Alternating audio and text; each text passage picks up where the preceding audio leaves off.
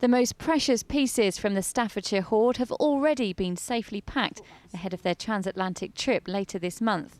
But these more simple items being catalogued at the Potteries Museum in Stoke-on-Trent this morning will form part of the same exhibition. They're going on display at the National Geographic Museum in Washington, D.C. in the first Hoard exhibition outside the UK. It's definitely beneficial to the region. It's going to be fantastic for Stoke, and no doubt it will be for Birmingham, but for Stoke-on-Trent it really puts us on the map. Some of the Hoard's most iconic pieces are making the journey, and they'll be shipped to America within the next 3 weeks. But what's so intriguing is that because the Hoard and these other artefacts are so valuable, that we're not allowed to know exactly when and how the items are being transported. The Hoard's already been seen by tens of thousands in the Midlands. It's hoped at least one famous face may pay a visit. The National Geographic Museum in Washington is visited by a president at least once while they're in office, so who knows, Barack Obama may see this material. It'd be really exciting if they do. The money that's raised from the exhibition should help to protect the Hoard for generations to come. Nadine Towell, BBC Midlands Today, Stoke-on-Trent. A special plaque to commemorate our musical heritage has gone up in Birmingham today. It's in honour of UB40, who first performed at the Hare and Hounds pub in Kings Heath way back in 1979. Well, our arts reporter Satnam Rana is there for us now. Satnam, how's the old red wine been flowing there in celebration this morning? Well, only in musical form, OK? Plenty of Guinness flowing this morning, though, amongst the band members, and this is a plaque in question commemorating the most successful reggae band globally with 70 million plus records under their belt. Let's speak to a couple of the members then. We've got James Brown joining us and Robin. James, first to you. What does this plaque mean to you? It's actually really nice, you know. We weren't expecting it, but it's, you know, it's kind of a little permanent thing, and it's, you know, there's not many permanent things in life, but that's going to be there for however long the building's standing. I'm really quite proud of that. I think that's great. Robin, of course, Hare and Hounds here in Kings Heath, at the heart of the centre here, is where you first played in 1979. You've just come out of performing a very intimate gig for loyal fans. What's it like to be back? Great fun. Wonderful. I mean, you know, just as you say, this was the very first gig we ever played as a band, so it's lovely to come back. It's lovely to celebrate here because it's a great venue as well. It's a famous live venue.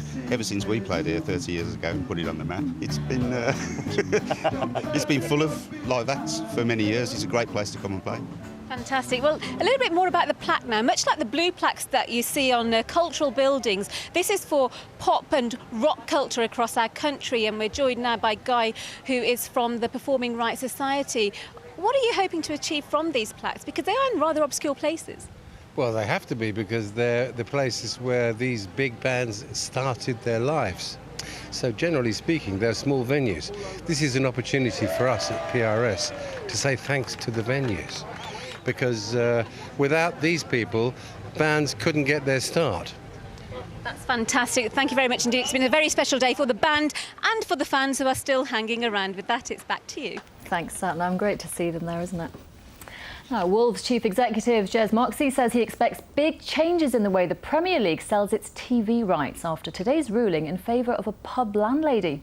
As we've heard, she's been told she can use a foreign satellite system to show football games to her customers. Well, our sports reporter Dan Pallett is in Wolverhampton. Dan. Yes, Jackie, the ruling could have big impact on pubs such as the Cleveland Arms here in Wolverhampton and on the West Midlands football clubs. We asked Alex McLeish if there's less TV money, will it be a fairer playing field? This is what he had to say last week. It won't help us. They'll still be powerful because their infrastructure will dictate that they have heavy commercial revenue.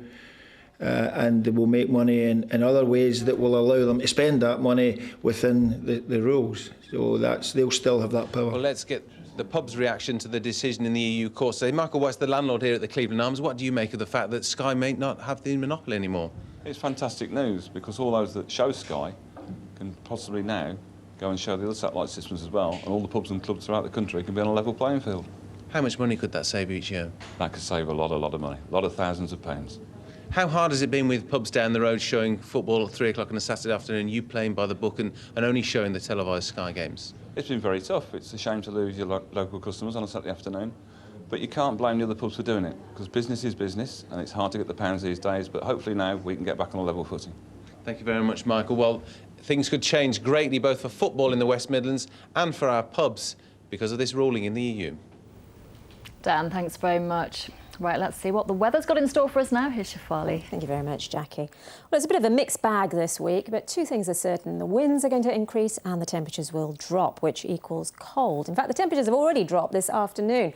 But if you're in the sunshine, it's probably not immediately apparent, but it's pleasant enough. That, of course, is a generalisation because we take a look, there's a strip of cloud here to the north running through central parts as well. But it's producing a bit of drizzle over the Staffordshire peaks.